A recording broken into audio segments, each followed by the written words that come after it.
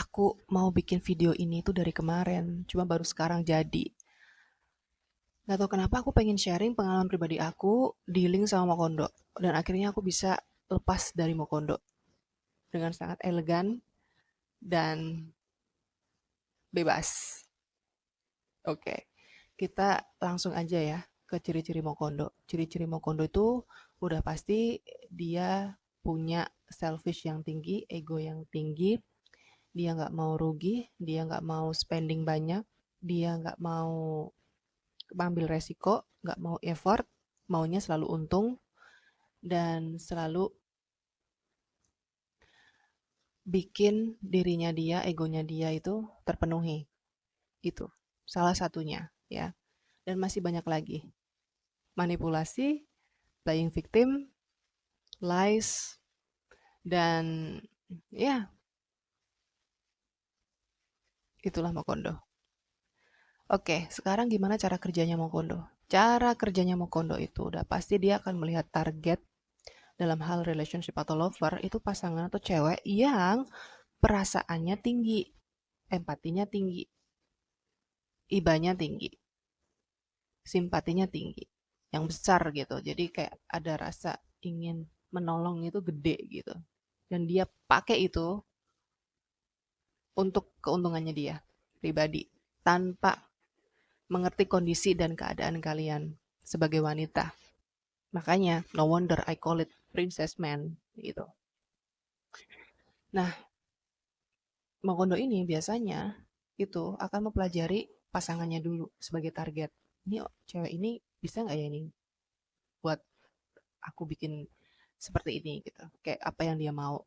Bisa nggak ya aku manipulasi? Bisa nggak ya aku buat untuk memenuhi segala kepentingan aku dan kemauan aku dan egoku dan nafsuku. Kurang lebih seperti itu. Awal mulanya dia akan mempelajari kalian setelah dia dapat kalian itu seperti apa, karakternya, sifatnya, kebiasaannya. Setelah sudah dapat itu, menurut dia cukup, dia akan masuk ke perasaan kalian. Dia akan akses perasaan kalian lewat kebiasaan dan karakter yang sudah dibaca oleh dia. Karakter kalian, karakterku waktu itu ya. Ketika dia sudah dapetin, nah mulailah di sana bonding perasaan. Bonding perasaan itu dia mulailah masukin doktrin-doktrin gitu kan, semacam manipulasi kecil-kecil itu sifatnya halus ya, nggak bisa beneran dideteksi. Itu benar-benar nunjem pas tepat sasaran gitu. Makanya cewek itu harus pinter-pinter banget. Bukan cuma sekedar pinter, tapi harus pinter-pinter banget buat bisa baca energi, baca situasi, baca kondisi, baca pola pola pikir kalau bisa lah. Kalian harus bisa itu. Karena kalau enggak, siapa lagi kalau bukan yang rugi itu? Ya pasti perempuan yang akan rugi banyak. Setelah Mokondo ini sudah dapetin bonding dengan kalian, disitulah empati kalian diambil sedikit demi sedikit, dipakai sedikit demi sedikit. Rasa iba kalian, emosi kalian itu dimainkan. Salah satunya financial. Makanya nggak sedikit aku tuh dengar cerita dari orang lain dan aku sendiri. Mokondo itu nggak jauh-jauh dari bokeh. Emang iya, nggak ada duit dia tuh. Udah nggak ada duit. Namanya juga Mokondo ya kan. Modal nafsu doang dan modal perhatian doang gitu. Bisa dia pikir bisa mengayomi sih wanitanya, tetapi sebenarnya dia tuh mau taking advantage dari kalian gitu untuk keuntungan pribadinya dia gitu, tanpa mempedulikan kalian seperti apa. Bodoh amat kalian mau posisinya kondisinya seperti apa. Pokoknya dia duluan yang istilah gelasnya tuh terpenuhi. Itu. Itu Mokondo. Terus yang aku rasain pada saat itu adalah hmm, mulai playing victim. Ketika ketika dia sudah mempermainkan perasaan kalian, tapi mungkin kalian ada rasa nggak menurut dia itu nggak dapet. gitu kan. Nggak dapat apa yang dia mau. Misalkan dia mau pinjam duit contoh, tapi nggak dikasih atau nggak dapat, mulailah di sana playing victim. Playing victim bahwa dia tuh sudah memberikan segalanya dengan waktu, memberikan segalanya dengan perhatian dan sebagainya itu sebagai modalnya dia untuk dapetin sesuatu reward dari kalian berupa apa? Ya, materi possession, material possession, uang dan materi-materi yang berbentuk lain. You name it, guys. What? Name it, guys. Itu.